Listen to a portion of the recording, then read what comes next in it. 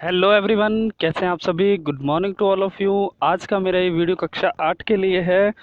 तो हमारी एक यूनिट चल रही थी, सेकंड यूनिट द सुनामी। तो उसका एक चैप्टर फर्स्ट तो कंप्लीट हो गया था, उसमें एक पोइम भी है, ठीक है, जिसको अपने लास्ट वीडियो में रीड आउट किया था, वर्ड मीनिंग किए थे।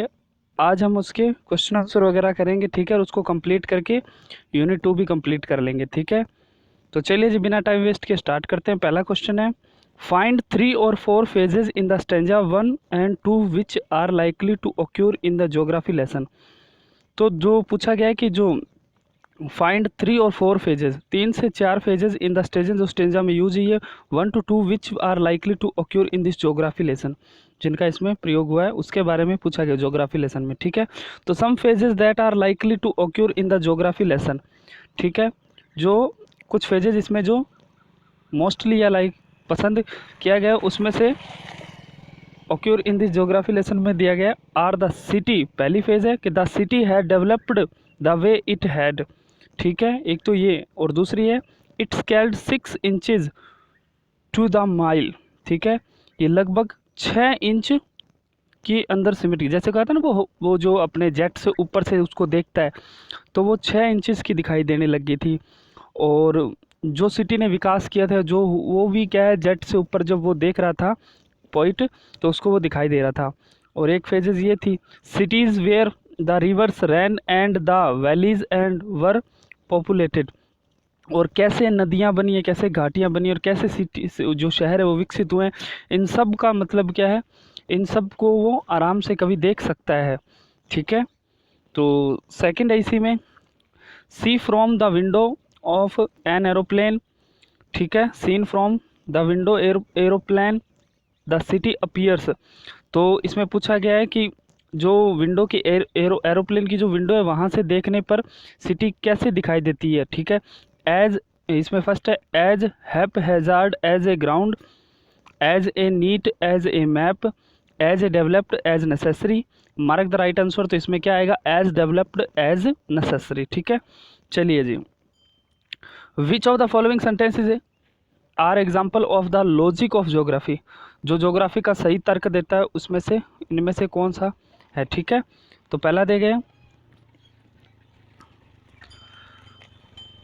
तो इसमें से कौन कौन से स्टेटमेंट करेक्ट है, ठीक है, तर्क को जो पक्ष में है उसका हमें पूछा गया है। तो इसमें पहला स्टेटमेंट दिया है, there are the cities where are the rivers, तो पहला सही है जी, ठीक है। सेकंड दिया गया है, the cities appear as they are note from 6 miles above, इसमें नोट का प्रयोग, इसका मतलब ये नहीं है, ये नहीं आएगा साहब। तीसरा देखिए, it is easy to understand why valleys are populated, इससे अच्छी तरह से समझ में आता है कि कैसे मतलब घाटियाँ बनी और क्यों बनी और कैसे पॉपुलेटेड हुई है, इन सब की जानकारी मिलती है, इसका मतलब तीसरा भी आएगा। और चौथा दिया गया है, it is difficult to understand why a human hate and kill and another. तो ये बात भी समझ में आती है कि ये चीज़ कि मतलब इतना सब कुछ समान दिखाई दे रहा है, लेकिन फिर भी लोग मतलब इन लोगों ने ये दीवारें क्यों खींच रखी है, एक दूसरे में नफरत क्यों पाल रखी है, एक दूसरे को मारते क्यों हैं, ठीक है। तो ये भी चर्चा हुई थी, तो ये भी आएगा। और पांचवा दिया गया है, the earth is round and has no more sea than the land, ठीक है, ये नहीं आएगा।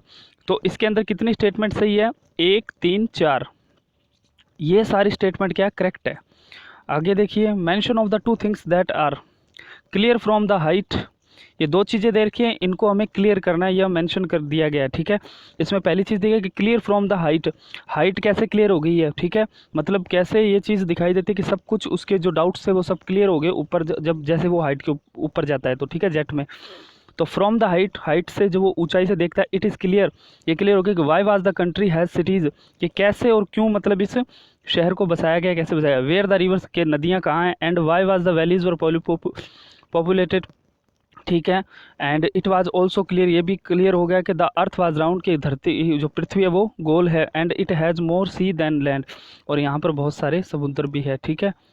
तो और इसमें फिर दूसरा क्या, not clear from the height, ऊंचाई पर जाने पे क्या चीज़ थी जो क्लियर नहीं हो पा रही थी, वो ये है कि for the height it is was not clear why was the man on the earth found reasons to each other hate, कि इतनी ऊंचाई पर जाने के बाद भी उसे ये नहीं पता चल पा रहा था कि पृथ्वी पर लोग किस कारण से एक दूसरे से नफरत करते हैं। It was also not understandable, और ये भी नहीं समझ पा रहा था कि Y was the man had build the walls, कि क्यों मतलब लोगों ने इतनी दीवारें बनाई हैं इस सिटीज़ में, and why was the had to kill, और वो क्यों एक दूसरे को मार रहे हैं। तो चलिए जी, आज के लिए इतना ही। तो हमारी यूनिट सेकंड भी कंप्लीट हो चुकी है। मिलते हैं अगले वीडियो में नई यूनिट के साथ। तब तक के लिए स्वस्थ रहे, मस्त रहे, अपने और अपने परिवार का ख्याल रखें। धन्यवाद।